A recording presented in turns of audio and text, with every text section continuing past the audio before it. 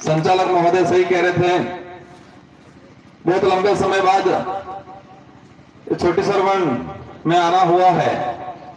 लगभग साल भर हो गया होगा। एक चिंतन शिविर कार्यक्रम था, आना था मैं, इससे पहले एक दो बार और आना हुआ था। हमारा देश जो है, हम कहते हैं, हमारे पूर्वज भी कहते थे कि भारत एक महान देश है। और वो महान इसलिए कहा जाता है कि इस देश के अंदर अनेक समाज हैं, अनेक धर्म हैं, हर क्षेत्र में अलग अलग संस्कृतियां हैं, अलग अलग पहनावा है, हर इलाका में अलग अलग बोली भाषा है, और भौगोलिक क्षेत्र में देखा जाए हर जगह अलग अलग है। कई पहाड़ियां हैं, कई समतल है, कई बंजर हैं। इसलिए इस देश को महान देश कहा जाता है और हमें हमारे देश पे गर्व है। लेकिन दुर्भाग्य की बात यह है कि इस महान देश को वर्तमान में जो सत्ता में बैठे हुए लोग हैं, इस देश को खोखला कर रहे हैं। उन पहाड़ों को उजाड़ रहे हैं जहां खनिज के नाम पे कई ऐसे इलाके हैं। हम बाहर तो ठीक है, हम दानपुर की बात करें, छोटी सरवण की बात करें, बांसवाड़ा की बात करें। हम पिछला लोकसभा चुनाव में प्रचार में आए थे और आपका जो न्यूक्लियर पावर प्लांट है, उस समय उसका काम शुरू नहीं हुआ था, बिल्कुल नहीं हुआ था। हमने चिल्ला चिल्ला के कहा था कि आपके ऐसा ऐसा प्रोजेक्ट आएगा, आपके घर उजाड़े जाएंगे, लेकिन बहुत कम जनता ने विश्वास किया। उस समय कई लोगों को मजाक लगता था और लोकसभा चुनाव हुआ, कुछ समय हुआ और उजाड़ना शुरू कर दिया, परेशान करना शुरू कर दिया, नोटिस देना शुरू कर दिया। हम बात कर रहे हैं कि हमारे छोटी सरवण में जो स्थिति है, क्योंकि इस पांडाल में हमारे छोटे सरवण के बड़े बुजुर्ग, युवा साथी बैठे हुए, हमारी माता बहनें भी हैं। सबसे पहले तो हमें यह तय करना है कि छोटे सरवण के अंदर, साथ ही दानपुर, छोटे सरवण, पूरा इस पूरे इलाके के अंदर जो हमारे मकान बने हुए, हमारे लोगों के मकान के आसपास जो खेती कर रहे हैं, जो हमारे बाप दादा भी उस जमीन पे खेती कर रहे थे, आज हम भी खेती कर रहे हैं, हम भी मकान बना के बैठे हैं। क्या उस पूरी सारी जमीन का हमको सरकारी रिकॉर्ड में मालिकाना हक दिया गया है? दिया गया क्या पूरा मालिकाना हक? आज हम तो मान रहे हमारी और वास्तविक हमारी है, क्योंकि हम 1-2 साल 5-10 साल से बैठे हुए नहीं है। देश आजाद हुआ उससे पहले से हमारे पूर्वज जमीन पे बैठे हुए थे। कई सरकारें आई, लेकिन किसी भी सरकार ने उस भाई की पूरी जमीन का अलॉटमेंट नहीं किया, उसको मालिकाना हक नहीं दिया। और वो इसलिए नहीं दिया क्योंकि उनके मन में खोट था। आदिवासियों को वोट बैंक समझा, सिर्फ सरकार की छोटी मोटी योजना लागू कर दी, लालच वाली योजना लागू कर दी, लेकिन जमीन का हक नहीं दिया। और आज वही पीड़ा हमारे सामने। अभी फिर जानकारी में आया है, दानपुर इलाका, इसको औद्योगिक क्षेत्र घोषित कर दिया गया। हम ना नहीं कह रहे देश में विकास होना चाहिए, उद्योग भी होना चाहिए, आना चाहिए, लेकिन जो आदिवासी वर्षों से बैठा हुआ है, उस आदिवासी को आपने सरकारी रिकॉर्ड में कोई उसको मालिकाना हक नहीं दिया है और उसको आप अतिक्रमण मान रहे हो और उस अतिक्रमण मान के उसको हटाया जा रहा है। उस चीज का हम विरोध करेंगे और हम दावे के साथ कहते हैं, जल जंगल की जमीन की लड़ाई पूरे देश में एक ही पार्टी लड़ रही है, भारत आदिवासी पार्टी। बाकी कोई जल जंगल जमीन की लड़ाई नहीं लड़ेगा।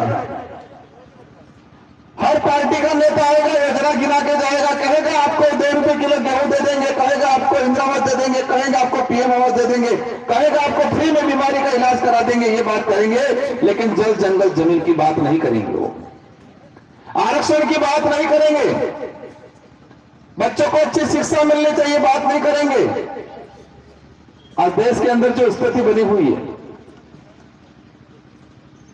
मीडिया के माध्यम से शो किया जा रहा है। सुबह न्यूज़पेपर आता है, हमारे लोग उठते हैं, आके मस्ता से न्यूज़पेपर बने अंधभक्ति में सावे पूर्व मानसिक गुलाम बनाने का डोज दिया जाता है न्यूज़पेपर और टीवी के माध्यम से। कई डोज अले मानसिक गुलाम बनो, मानसिक रूप से उसको गुलाम बनाने का डोज टीवी के माध्यम से, मीडिया के माध्यम से, न्यूज़पेपर के माध्यम से दिया जाता है। देश खोखला हो रहा है, देश में भूखमरी है, देश में बलात्कार हो रहे हैं, देश में आदिवासियों को मारा जा रहा है, जंगल उजाड़ा जा रहा है, वो टीवी पे नहीं बताएंगे। टीवी पे सिर्फ भाजपा का गुणगान करेंगे। और हमारे यहां तो कांग्रेस और बीजेपी के नेता पहले से ही मिले हुए थे, सब एक हो गए। हमने कांग्रेस वालों को भी बोला है कि आप जिनको कांग्रेस का नेता समझ रहे थे वो कांग्रेस का नहीं थे, वो बीजेपी के थे, क्योंकि वो खुद कह रहे हम तो हमारे घर में जा रहे हैं, अभी कह रहे हैं। और हमारे लोहा बापड़ा में प्योर कांग्रेसी एम करी सपा खाड़ गाड़ी नाचते, सपा दूध रोटी की सपा अतला काटा था रिजा नहीं रिजा काटा था अवतास लेता नहीं अपने भक्ति बड़ा ही जाएंगे था। इनकी हकीकत सामने आ गई कि ये लोग कौन है, क्या चाहते हैं। और आज मीडिया के माध्यम से झूठा परोसा जा रहा है। देश को खत्म कर दिया गया है इन लोगों ने। हमारी जिम्मेदारी है हमारा क्षेत्र भी बचाना है, हमारा समाज भी बचाना है, और ये देश भी हमारा, इस देश को भी बचाना है। अंग्रेज और मुगल तो देश को लूट के गए, लेकिन उससे भी खराब स्थिति से ये लोग लूट रहे हैं। आज कुछ उद्योगपति चला रहे हैं पार्टियों को, कुछ नेता चला रहे हैं सारे सरकार को, और उद्योगपतियों को फायदे देने के हिसाब से बड़े बड़े प्लान ला रहे हैं पूरे देश में। और हमारे बड़े बुजुर्गों को, हम बहुत ताकतवर लोग थे, बहुत समझदार लोग थे, लेकिन मानसिक गुलामी वाला डोज दे दे के और फ्री वाली योजना लालच पाड़ी पाड़ी सब पर गाड़ा करने अच्छा एवं कागज कराड़ थी, वो कागज कराड़ जाओ पहले गैलर्जी हट जा, पहले महंगाई राहत के आ कागज करी करी थकी गया। पर अभी फिर कैंप शुरू कर दिए थे उन्होंने। अमृत महोत्सव के नाम से लोगों को बुलाया, तुम्हारा ये कागज इंदिरा आवास के बाथरूम का फॉर्म भरवा रहे, आपका आवास दे देंगे ये करके फॉर्म भरवाए। 16 साल के बच्चे का फॉर्म भरवा रहे, 16-17 साल के बच्चे से फॉर्म भरवाया है कि आपका घर आ जाएगा। ये एक पंचायत से 1,500 फॉर्म भरे आवास के लिए। क्या संभव है कि गांव एक पंचायत में 1,500 आवास देंगे? जो बेचारा आदमी 50 साल का तपड़ रहा है कभी का, उसको नहीं मिल रहा है, कई जनों को तो। और 16 साल के बच्चे को कह रहे कि तू फॉर्म भर दे, आवास मिल जाएगा। आयु करके आपका मोबाइल नंबर लिया उन्होंने, आधार कार्ड से कनेक्ट कराया, ताकि चुनाव के दौरान आपको मैसेज भेज के आपको मानसिक रूप से गुलाम बनाने का, आपको मानसिक रूप से पकड़ रखने का काम करने का काम करेंगे ये लोग। और फ्री की योजनाओं के लिए मैं कई बार कहता हूं, हम आत्मनिर्भर लोग थे, स्वाभिमानी लोग थे, खुद के पैरों पे खड़ा रह के चलने वाले, जीवन यापन करने वाले लोग थे। और आज हमको परजीवी बना दिया गया है। और उसको लेकर मैं कई बार उदाहरण देता हूं, और ये उदाहरण हकीकत भी है। अपने आप कई जने माउंट आबू अंबाजी की तरफ गए होंगे, और वह माउंट आबू अंबाजी जाते हैं तो, या फिर अंबाजी गब्बर के नीचे जैसे गाड़ी खड़ी करते हैं तो कई वांदा दौड़ मोरे आवे नहीं आवे,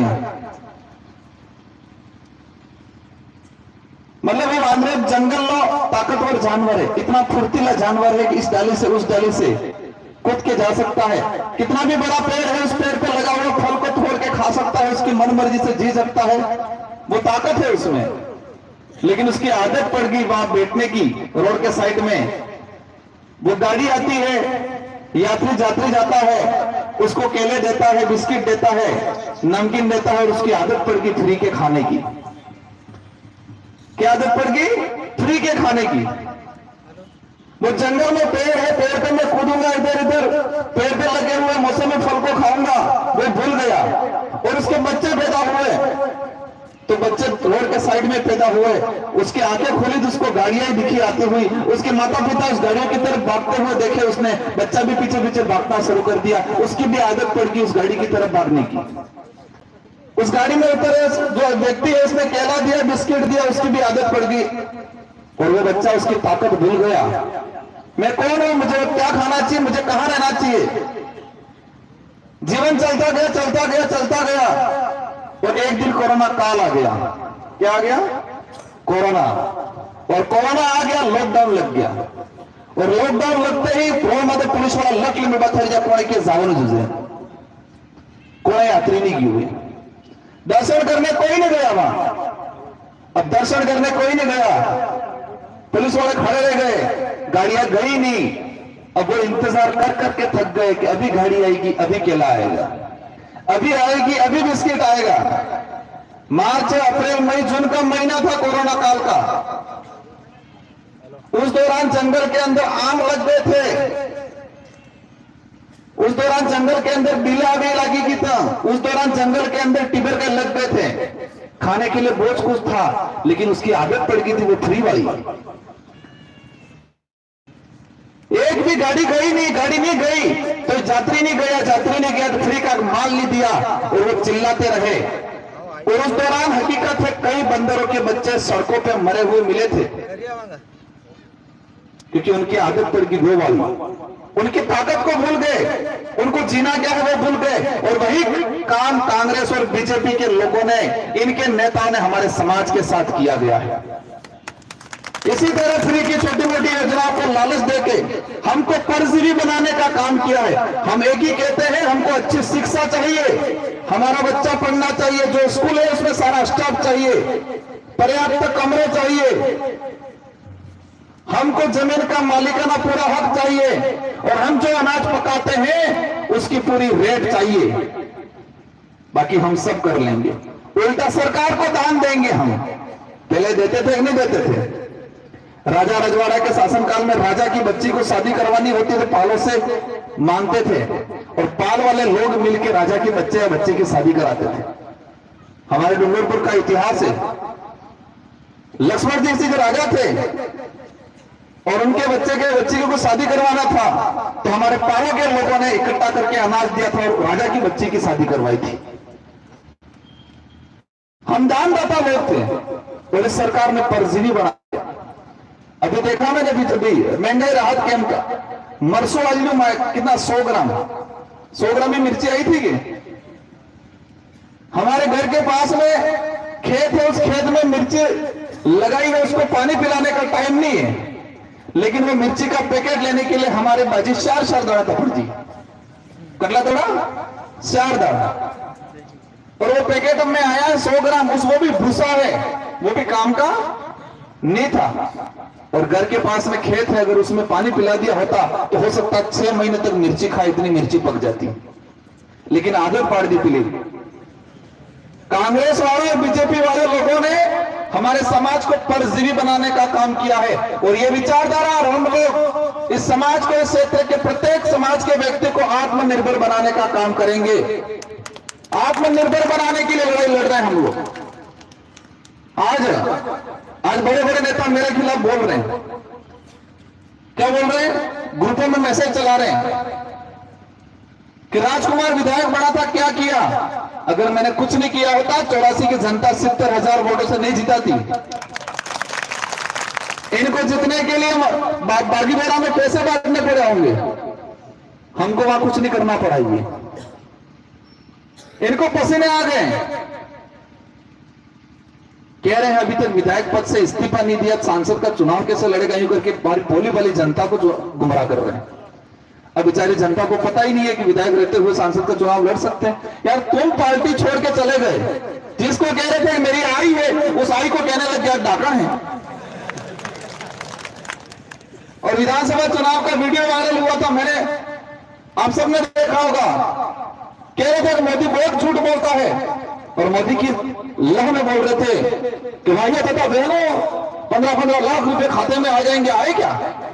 इनके था नहीं कहता, फिर उन्होंने कहा था कि देखो ऐसे ऐसे जुमले फिरता है और आज कह रहे मोदी के विजन से प्रभावित होकर गया हूं मैं।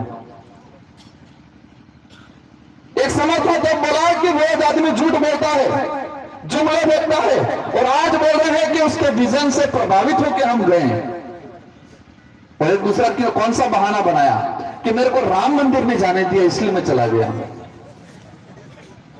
स्कूल में पढ़ने वाला बच्चा भी अगर मार साहब से चुपके से भागता है तो दूसरे दिन जाता है, मार साहब पूछते हैं तो ढंग का बहाना बनाता है। एक छोटा बच्चा भी ढंग का बहाना बनाता है कि घर पे आज समस्या थी, मां ने बुलाया था, कोई बीमार हो गया था, ही कहता है ढंग का बहाना बनाता छोटा बच्चा भी। पर राम मंदिर ने जाना दिया इसलिए मैं भाजपा में चला गया, बहाना समझ में आ रहा है? समझना है वो खुद के लिए कर रहे हैं। आज मैं खुद स्वयं खड़ा नहीं हुआ हूं, डूंगरपुर बांसवाड़ा की जनता ने, कार्यकर्ताओं ने मिलकर खड़ा किया। मैं तो संतुष्ट था कि 84 की जनता ने मुझे 2 बार इस उम्र में विधायक बना दिया, पिछली बार 25 साल की उम्र में बना दिया, 30 साल हुए फिर वापस दोबारा विधायक बना दिया। मुझे मेरे व्यक्तिगत कोई लालच नहीं थी, लेकिन डूंगरपुर बांसवाड़ा की जनता को लगा कि राजकुमार रोड का आगे करना चाहिए, ताकि ऐसे जो फेरबदल करने वाले नेता हैं, जो एडीफीडी के डर से भागने वाले नेता है, कि जिनको लगता है कि हम पैसे के दम पे हेलीकॉप्टर घुमा के वोट ले लेंगे, उनको ठिकाना ये व्यक्ति लगा सकता है, इसलिए आपने मुझे आगे किया। और मुझे किसी का डर नहीं है। हम भी आरोप लगाते हैं ये करोड़ रुपए तुम्हारे पास एडीफीडी सब भेज दो, चेक करा लो, दिखा दो सब चीज। तुम्हारे जैसे थोड़ी है हम लोग। समाज में, इस क्षेत्र की जनता ने हम पे भरोसा किया है, और हम हाईकमान से या किसी से नहीं डरते, हम समाज से, जनता से डरते हैं, आपसे डरते हैं। किससे डरते हैं? इस क्षेत्र की जनता से। हम जनता के प्रति उत्तरदायित्व हैं, हाईकमान के प्रति उत्तरदायित्व नहीं है। इसलिए आप सबको मिलकर रहना है। भाई साहब पूर्व साथियों ने कह दिया है कि छोटे सरवण पिछली बार भी अच्छा रहा था, इस बार भी पुरजोर तरीके से मेहनत करेंगे और शानदार परिणाम आएगा। और मेरे सारे युवा साथियों से, वडिलों से अनुरोध है, आप अवश्य अपन सबको मिलकर ये लड़ाई जितनी है, आ रहे हैं ये बड़े बड़े प्रोजेक्ट आ रहे हैं, जो प्रोजेक्ट आदिवासी को घर उजाड़ रहा है, उस प्रोजेक्ट को हम रुकवाने का काम करेंगे। हम आगे खड़े रहेंगे। यहाँ आपके यहाँ पर कोई भी अन्याय होता है उस समय हम आगे खड़े रहेंगे। लेकिन आपको कहना चाहूंगा, आप सहमति दे दो और मुआवजा ले लो, फिर कहोगे राजकुमार भाई आना, जब नहीं जमेगा भाई। आप सहमति दे दो, आपकी ग्राम पंचायत सहमति दे दे, आप छोटा मोटा मुआवजा ले लो, और फिर कहोगे कि नहीं अब आना पड़ेगा, तब नहीं जमेगा। कई ऐसे उदाहरण देखे हैं। मैं भी झारखंड गया था, मामला आया सामने कि प्रोजेक्ट था, उस परिवार के बुजुर्ग आदमी, मतलब आदमी था, उस समय जवान था, उसकी जमीन अबादी कर ली, उसको करोड़ों रुपया मिला। वो आदमी 3-4 बड़ी गाड़ियां लाया, मकान बनाया, दूसरी जगह जमीन लेके मजे मारे, उसके बच्चे ने मजे मारे। जब बुजुर्ग हुआ, डेथ हो गई, तो दफनाने के लिए जगह नहीं मिली। जिस मकान लिया था उसी मकान के आंगन में दफनाना पड़ा था, ये कंडीशन बनी थी। इसलिए हमको जमीन बेचनी नहीं है, हमें हमारी जमीन को बचाए रखना है। और जो भी छोटे मोटे प्रोजेक्ट आ रहे हैं, जो प्रोजेक्ट हमारे क्षेत्र की जनता को नुकसान पहुंचाते हैं, ऐसे सारे प्रोजेक्टों को आपके साथ सहयोग लेके इनको रुकवाने की कोशिश करेंगे। इन्हीं शब्दों के साथ आप सबका खूब धन्यवाद। आपकी जो भावना है, आपकी जो आवाज है, वो आवाज अवश्य बनने का काम करेंगे। और ये पार्टी, ये संगठन पूरे देश में आगे बढ़ रहा है। नारायण जी कह रहे थे, पहले हंस रहे थे, मैं भी मानता हूं कि जिस भाई को नहीं समझ में आया था वो हंस रहा होगा, आपको ताने मार रहा होगा, लेकिन वही हमारा ही भाई है, उसको आज समझ में आया है, तो आज उसको बुलाना है, उसको गले लगा के आगे लेके चलना है। इन्हीं शब्दों से आपको धन्यवाद।